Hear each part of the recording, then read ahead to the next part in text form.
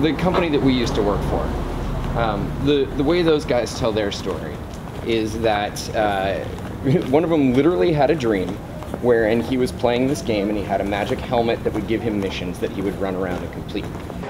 Train leaving for Pickpocket Junction. Board.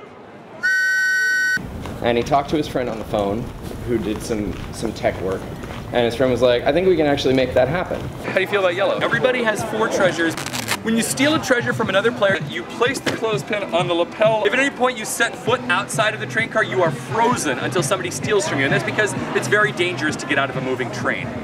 And in the process of testing it, somebody that played their game was like, you know, this would really work for corporate team building. Those guys have money and they spend it doing boat cruises or whatever. And they're like, really?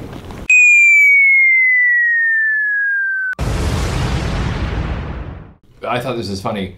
You know, we're starting the business, we're ramping up, and people are like, so, you know, or it was after things have been going for a little while. They're like, so things are going pretty well. Do you think you're going to go to business school?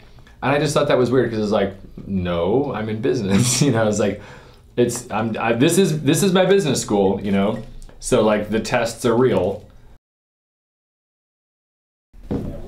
Captain Hook. Well, sure, fair enough. I would imagine that he did have a name before. I would imagine that Scar had a name before he had a scar. People just forgot it. They were both David. He wanted the Scar of David.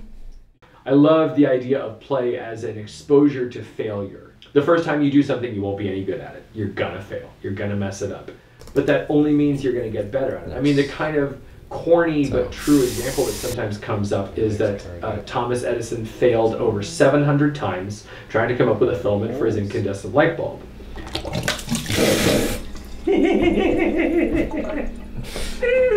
Magic fails.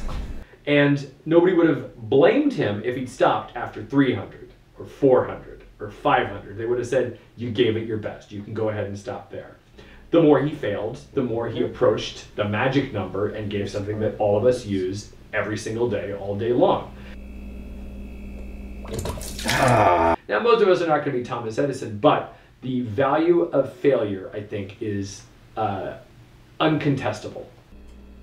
And there's no shortcut to that. But there is a low-stakes scenario in which to expose yourself to failure, which is playing games.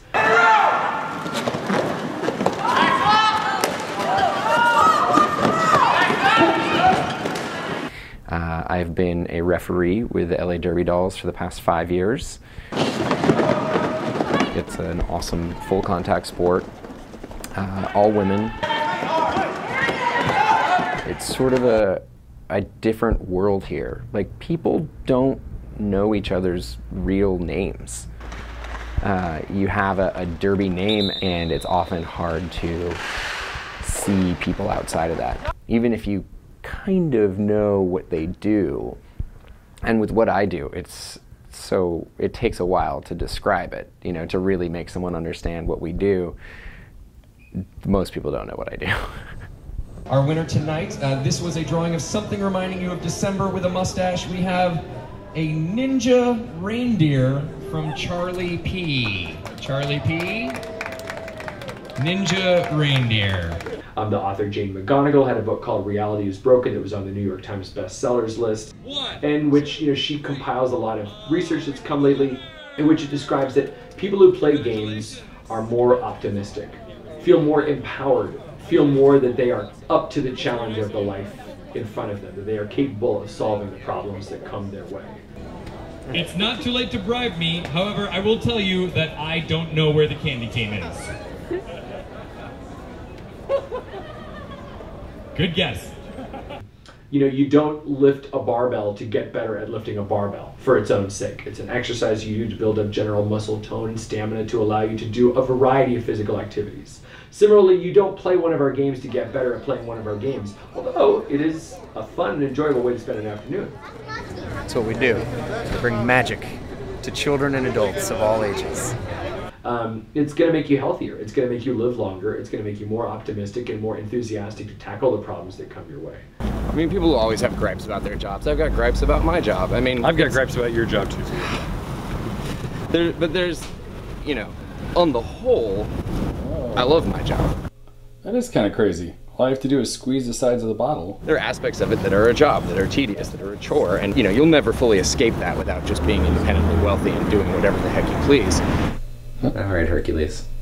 Wow, you don't care about authority at all. You're a swearing fairy. That's right, Grumble, we are. Well, I really look up to you guys. How can I be more like you? We have some freedom in the sense that, like, if we want to make an appointment in the middle of the day to get a haircut or go to the farmer's market or, you know, take a long lunch with a friend, we can, but at the same time, we're never really done working. There's a Plato quote that we use in our marketing material. You can learn more about somebody in an hour of play than you can in a week of work. Generally around the workplace, yeah, you're sitting 6 feet from somebody, you exchange emails, and you only see them standing up when you go to use the fax machine and they're there. You view them as this obstacle. And then you play a game with them and find out, oh my gosh, he knows the air traffic controller's alphabet. She can do a handstand. She's this well-rounded person. He's this whole picture. He's not just a cog in this machine. Neither of us is. A rapport builds there, and you've got a workplace environment where people want to stay instead of leave. You know, sometimes I'll catch myself at 2 in the morning. I'm like, why am I still working? And it's because when you work for yourself, like, no one's telling you, like, you got to do this, so that when they're not telling you, you say, oh, hell, it's my time. Like, Take it, Trav. If you think that authority is your friend, well, let me tell you, run them right into the end, because we're breaking rules. We're breaking rules. Breaking rules. Breaking all the rules. We're breaking rules. We're breaking rules. Breaking all of those rules. I also don't think that we live in a society that, well, we say, like, follow your passion to students. I don't think that our system is really set up to fully benefit from everybody following their passion. No. You know, we've set up a system where the big fish eat the little ones, and then they all hire people at minimum wage to be more streamlined and effective. And so it requires a lot of people doing unfulfilling work. I can't prove this, but whatever you want to wager, I would wager that if you have 2 similar companies who perform similar services, and one of them plays our game, and the other one goes, you know what, everybody who works here is doing the work of 3 or 4 people, we don't have the time for it, we're not going to take the day off, and we're not going to play the game. You look at those 2 companies a year down the line, I'm talking about just playing one of our games once, and you ask, which one would you want to work for? Which one has a better corporate environment? I can promise you it will be the one that hired us. one of the fun things about our job is that we get to build a game in a place that they go all the time, you know, on a city street, in a neighborhood that they're familiar with, and then draw their attention to stuff that they don't normally see. You know, the world can be a playground. Companies that hold on to their employees, companies that don't have to constantly be hiring and retraining people, are companies that will do well. Sure, there's laws about things you can't do there, but there's all kinds of things that you can that you just don't think to do normally because it's not what everybody always does. So anytime that we're able to bring a little bit of, you know, wonder back into the world, that's a success. That feels good. So yeah, absolutely, cause and effect. People who play our games, the companies that play our games are going to be more profitable. I dare anyone to prove me wrong. I used to obey, but now I'm throwing that pride